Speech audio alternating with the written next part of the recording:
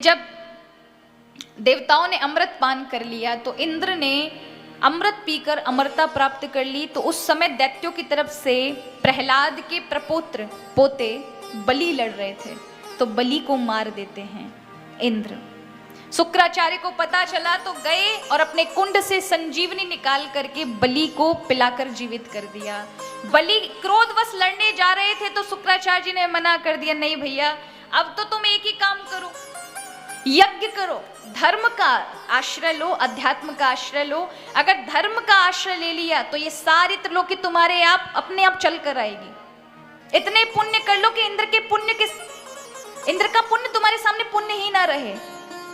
फिर क्या था, राजा ने 100 यज्ञ किए, 100 यज्ञ करते ही वो इंद्र बन गए। और उन्होंने यज्ञ करना बंद नहीं किया, त्रिलोकी को प्राप्त कर लिया। अब उनके पुण्य के बल पर वो, क्योंकि अधिकारी बन चुके थे, कौन उनको अलग कर सकता था। तब देवता दर दर भटकने लगे तो देवताओं की माता अदिति ने पयोव्रत किया और भादो मास के शुक्ल पक्ष की द्वादशी के दिन बामन भगवान का अवतार हुआ। बोलिए बामन भगवान की। और यही बामन भगवान बाद में माता के कहने पर जाते हैं बलि राजा के दरवाजे पर। बलि राजा बामन अंगुल के नन्हे से बटुक, बामन अंगुल माने 1 अंगुल इतना, बामन अंगुल के इतने छोटे से बन करके, छाता हाथ में आसन लेकर के, खड़ाऊ पहन करके, लंगोटी लगा करके आ रहे हैं। जो ही नन्हे से बामन भगवान को देखा सब आनंदित हो गए। राजा हाथ जोड़कर कहता है, स्वागतम ते नमस्तुभ्यं ब्रह्मं किं करवां ते ब्रह्मर्षिणां तपः साक्षान् मन्ये त्वा आर्यवपुर्धरम्। स्वागतम, आपका स्वागत है। आपके आने से ऐसा लग रहा है जैसे कि स्वयं ब्रह्म ही मूर्तिमान होकर, वेद ही मूर्तिमान होकर मेरे समक्ष आ गए हैं। पूछा, मैं आपको क्या दूं? प्रभु ने कहा, कुछ नहीं चाहिए, बस 3 पग भूमि दे दीजिए, वो भी हम नापेंगे। राजा कहने लगे, महाराज मैं त्रिलोकी का मालिक हूँ, मुझसे क्या मांगा? 3 पग भूमि? बातें तो आप बड़ी बड़ी विद्वानों की करते, पर मांगना कुछ नहीं आता। कम से कम एक महल मांग लेते, 3 पग में क्या बन जाएगा? बोले, भैया हम कुछ मांगने नहीं आए, हम अयाचक ब्राह्मण हैं। आज तो एक खेत में खड़े थे, अचानक से एक किसान ने आकर हमको धक्के मार के बाहर निकल दिया। कहा, महाराज हम खेत काटेंगे, चलो यहाँ से निकलो। हमने कहा, भैया हम आधा घंटा भजन करेंगे, बैठ जाने दो। पर माना नहीं, किसान ने हमको धक्के निकाल के बाहर निकाल दिया। तो हमने भी सोचा कम से कम 2 गज ही सही पर हमारी जमीन होनी चाहिए। तो आज इसलिए आपके पास 3 पग मांगने आए हैं, तो हमें 3 पग दे दीजिए। राजा ने कहा, महाराज 3 पग देने में मुझे लज्जा आएगी। बोले, हम अयाचक ब्राह्मण इससे ज़्यादा नहीं लेंगे। शुक्राचार्य जी बड़े गौर से देख रहे थे, बलि राजा के गुरु। उन्होंने कहा, बामन को छोड़ा, ब्राह्मण को छोड़ा और कछु ले नहीं, ऐसो कैसे है सके? ब्राह्मण तो हमेशा लेने की सोचते हैं कि कुछ यजमान से अच्छा मिलना चाहिए, ये उनकी आकांक्षा रहती। ये कैसा ब्राह्मण है जो कुछ लेने ही नहीं आया? और मारा उसी समय श्रुतियों का आवाहन करना आरंभ किया ब्राह्मणों ने। तभी शुक्राचार्य जी ने ध्यान लगाया तो बामन के रूप में, वो छुटकू के रूप में क्या दिखे ठाकुर जी? चतुर्भुज नारायण के रूप में दिखे। आज बलि राजा को रोकते हुए कहा कि राजन, एष वीरोचने साक्षात भगवान विष्णुरव्ययम्। ये कोई साधारण नहीं है, देवताओं का कार्य सिद्ध करने के लिए चतुर्भुज नारायण तुझे लूटने आया है, मना कर दे।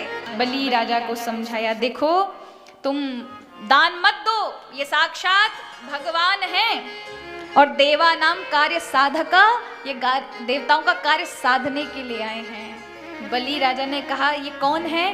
बोले, ये हैं भगवान, ये नारायण हैं। बोले, फिर तो गुरुजी मैं जरूर दूंगा, अवश्य दूंगा। जिसके दरवाजे से दुनिया जाके लेती है वो मेरे दरवाजे आकर आया है और मैं इस अवसर को खाली कैसे छोड़ सकता हूँ? मैं अवश्य दूंगा। आज आपकी बात नहीं मानूंगा, क्योंकि आज अगर मान ली तो मेरी कुल कीर्ति में एक कलंक लग जाएगा कि मैंने स्वयं संसार के रचयिता को, संसार के जगत पिता को लौटा दिया। क्योंकि जिससे दुनिया, जिससे सब पाते हैं, जिससे सब दान पाते हैं, वो स्वयं दानी मेरे घर चलकर आया है, और आज मैंने ना दिया, मैंने इतनों को दिया और इनको ना दिया तो क्या दिया। महाराज मैं आज आपकी बात नहीं मानूंगा, मैं इस बामन को अवश्य दूंगा। गुरुदेव ने कहा हमारी बात का उल्लंघन करता है, जा श्रीहीन हो जा। बलि राजा ने कहा गुरुजी का श्राप तो मिल चुका कि सब लुट जाए तेरा, तो क्यों ना ये जो लुटने वाला है इसको प्रभु को ही लुटा दिया जाए। तो अहम त्रिणी पदानी भूमि संप्रद दे करके जो ही जल छोड़ा कि भगवान जो बौने बामन दिख रहे थे वो तुरंत विक्रम हो गए। अतल वितल तलातल पाताल रसातल एक पैर में नाप लिए।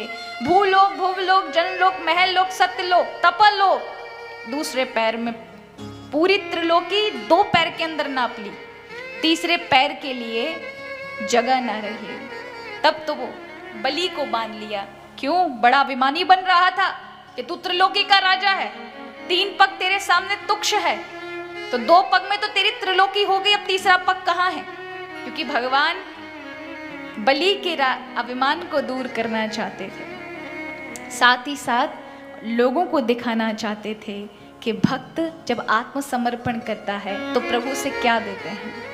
आज बलि बड़ा प्रसन्न है, कहने लगा प्रभु मैंने सुना है कि धन से बड़ा धनवान होता है, इसका मतलब मैं त्रिलोकी से बड़ा हूं क्योंकि त्रिलोकी का मालिक हूं। इस त्रिलोकी को आप 2 पग में नाप पाए तो ये पग तीसरा मेरे सिर पर रख दीजिए, मुझे भी नाप लीजिए। प्रभु ने प्रसन्न होकर के कहा दादा, इनके जो प्रहलाद थे उन्होंने अपने सिर पे हाथ रखवा लिया और नाती उनसे 1 कदम आगे निकला, उसने भगवान के चरण रखवा लिए। आज प्रभु ने त्रिलोकी देवताओं को दे दी और कहा पुत्र तुम्हें इंद्र बनने की इच्छा थी, इसलिए अगले मनवंतर में तुम इंद्र बनोगे। और चातुर्मास जब लगता है तब बामन भगवान बलि राजा के यहाँ पहरा देते हैं। क्या देते हैं?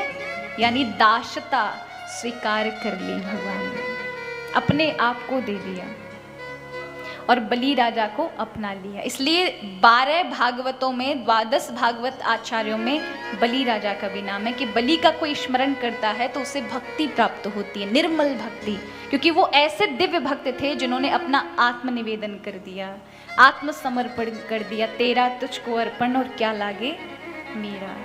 तो यहाँ बलि पर प्रभु ने कृपा की है। आगे कथा आती सत्यव्रत मनु की, जहां इस मनवंतर में प्रभु ने मत्स्य अवतार धारण करके सत्यव्रत राजा की रक्षा की इस प्रलयकालीन जल में।